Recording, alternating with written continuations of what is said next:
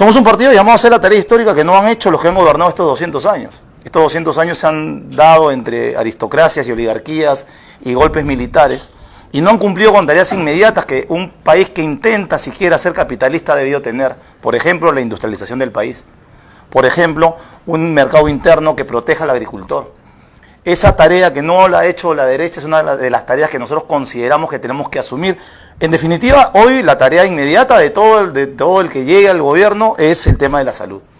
El desastre sanitario tiene nombre y apellido y se llama modelo económico neoliberal, con el envase en que lo quieran poner, sean fujimoristas, sea PPK, sea Ollanta, sea Toledo, sea Vizcarra, sea Merino, sea Sagasti. Es un absoluto desastre lo que hemos vivido en este país. Tenemos 136.000 muertos, si no nos equivocamos en las cifras según nos dice el SINDEF, ¿no? El Sistema Nacional de Defunciones. Es decir, esto ha sido casi el doble de las víctimas que tuvimos en la época del terrorismo, de la guerra interna, del conflicto armado, como le gusten los que están viendo en este momento el debate. Esto no puede suceder, porque no le ha pasado ni a los países africanos esta situación. Lo del año pasado tuvimos la gran oportunidad de hacer alianzas estratégicas, que es lo que proponemos nosotros para salir del tema de la pandemia. No se quiso recibir la vacuna rusa por anteojeras ideológicas, porque la derecha de este país es tan atrasada que siguen creyendo que en Rusia gobierna el Partido Comunista, pues, ¿no? O gobierna el camarada de Stalin, y no entienden que hay un país que es nacionalista, que tiene una economía diversificada, pero que en materia de salud lleva muy por delante en materia de investigación al mejor laboratorio del mundo. Hemos perdido la oportunidad de tener la vacuna Sputnik en este país, que el que el embajador ruso se la propuso al señor Martín Vizcarra y no la quiso aceptar. Como resultado hemos tenido meses sin tener vacuna y hoy no tenemos la capacidad de enfrentar.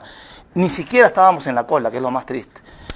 El grupo terrorista Sendero Luminoso sigue una ideología que es marxismo, leninismo, pensamiento Gonzalo. Entonces les pido por favor que expliquen eso, que los diferencia, seguro hay notables diferencias con un partido político que en principio es demócrata porque están inscritos en el Jurado Nacional de Elecciones, están participando en unas elecciones generales. Entonces les pido por favor expliquen eso para que quede claro también cuál es la diferencia en lo que es marxismo, leninismo y de este grupo criminal que añade el pensamiento Gonzalo, ¿no? Entonces les cedo el uso de la palabra porque creo que es importante aclarar eso. Es sencillo de explicar, ¿no? Es como decir que el Ku Klux Klan es igual que la Madre Teresa de Calcuta, más o menos, ¿no? Porque los dos usan una cruz y porque los dos se dicen cristianos, ¿no?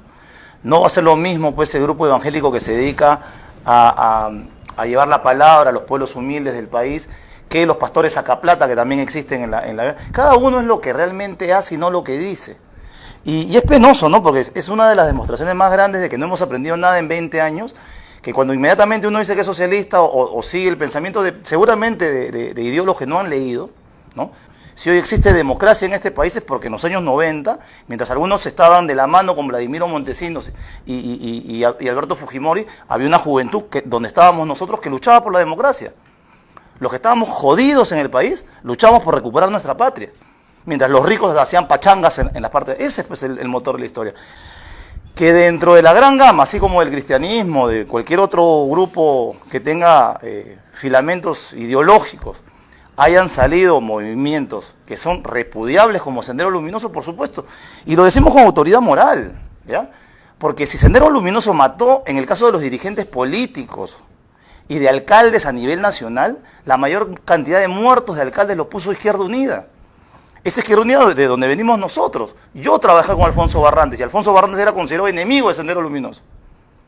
Yo trabajé con Franklin Acosta, bueno, fui su pupilo de Franklin Acosta, 9 años alcalde de Izquierda Unida en Vitarte. Sendero Luminoso le voló 3 veces el municipio de Franklin Acosta.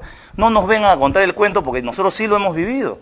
Nosotros también tuvimos miedo, nosotros también vimos los apagones, nosotros también pasábamos los toques de queda. Pero también vimos la actitud de los militares. Y usted como es militar, policía, sabe también lo que han pasado. Y me imagino, como hijo militar, tú también sabes lo que hicieron los militares en este país. Que violaban mujeres, que torturaban gente, que decapitaban a la gente en la sierra, que los exterminaban en el cuartel Cabitos, que los quemaban vivos, que les hacían cavar sus propias tumbas para luego matarlos. Eso también se llama terrorismo. Hubo terrorismo demencial de Sendero Luminoso, en eso estamos todos de acuerdo. Pero también hubo terrorismo de Estado, y solamente una cuestión que creo que por la justicia del espacio donde estamos, que es un espacio de derecho, no sean tan maniqueos, no quieran manipular porque quieran ganarse un voto frente a las cámaras, porque hoy día entre tantas cosas tenemos que hacer algo de pedagogía política. Cuando utilizamos el término, y yo digo, el que más les guste, porque sé que hay gente que no entiende el derecho y dice, solamente hubo terrorismo. ¿El término conflicto armado interno lo hemos inventado nosotros? ¿O es un término de derecho internacional, estimado Miguel Ángel? Sí, bueno, hay que confirmar, es un Eso, término de ¿no es derecho cierto? internacional Entonces, humanitario. Así es, y así se denomina, porque nadie va a entender que tú digas, solamente unos locos se pusieron a poner bombas. No, la gente que estudia este tipo de fenómenos a nivel mundial, no solamente en el Perú, sino en el mundo, han encontrado un término. ¿Era una guerra entre países? No, pues. ¿Qué cosa era? De grupos subversivos, de grupos fuera de la ley, contra un Estado. ¿Eso cómo se llama? Ahora te pregunto también el tema técnico, Guillermo, en la misma línea que le hice la pregunta a Alejandro. El hecho que exista un contexto de conflicto armado no internacional o una guerra interna, como también le dicen, ¿elimina los actos o los crímenes de terrorismo? No. Pero fíjate, la definición de la Comisión de la Verdad me parece correcta. Sendero Luminoso era una organización que básicamente hacía actividades terroristas. Por ejemplo, no solamente los coches bombas, como han señalado acá, que lo hemos sufrido todos. Yo casi muero en uno, en Lince. Le pusieron la bomba a Telefónica. Yo pasé 2 minutos antes de que esa bomba reventara. Yo no podría estar acá. Mi abuela sufrió un coche bomba en Ayacucho, casi se muere mi abuela. Entonces no nos vengamos a victimizar porque todos vivimos esa época. Pero lo importante es señalar, es eso. Sendero Luminoso hacía actos básicamente terroristas. ¿Qué hacía también en la sierra? Yo he trabajado en el BRAE. ¿Qué hacía Sendero cuando bajaba en el BRAE? En ese BRAE que algunos no comprenden y que quieren terruquear también.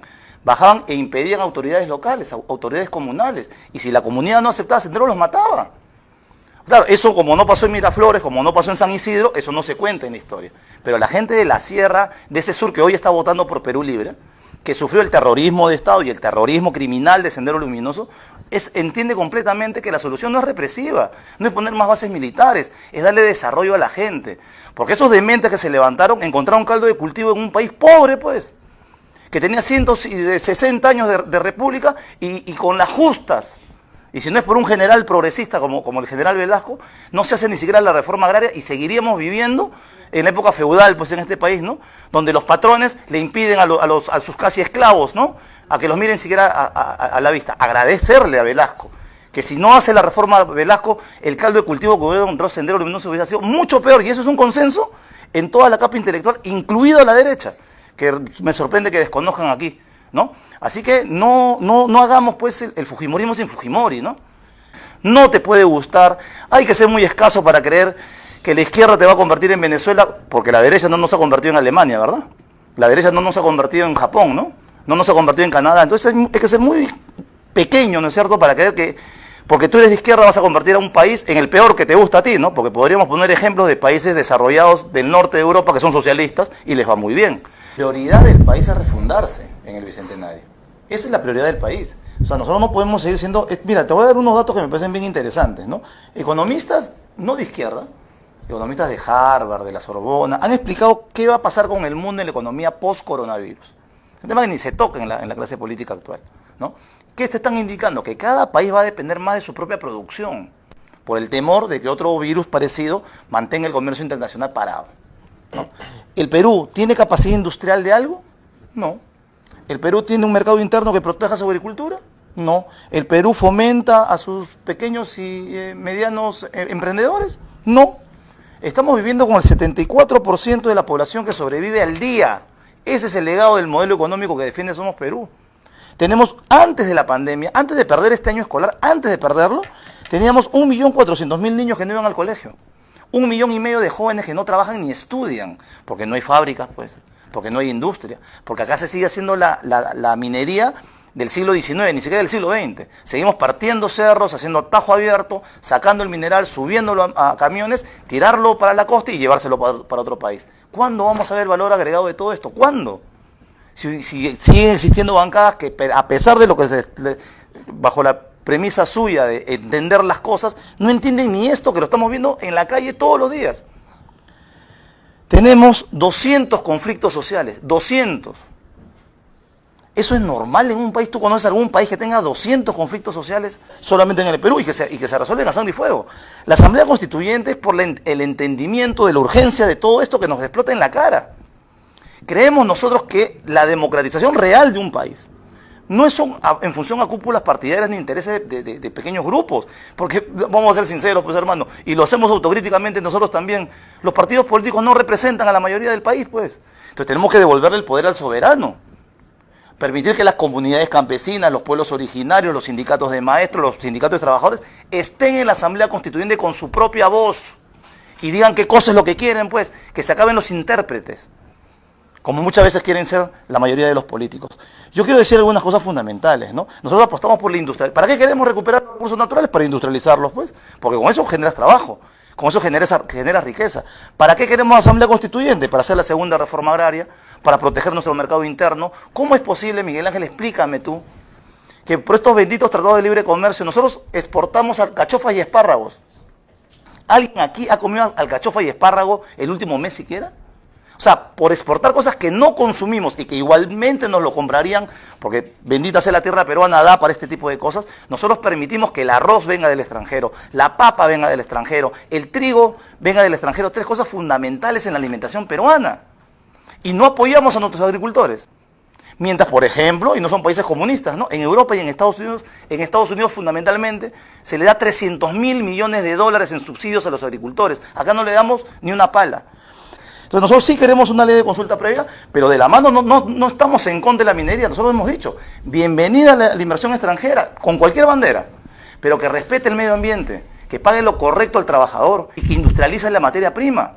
Y que obviamente, como hemos dicho nosotros y como ha salido en el manifiesto de Cajamarca, leído ayer por el futuro presidente Pedro Castillo, a partir de ahora el 70% de las ganancias se queden para los peruanos. Ese es nuestro cambio concreto para el país a través de una Asamblea Constituyente.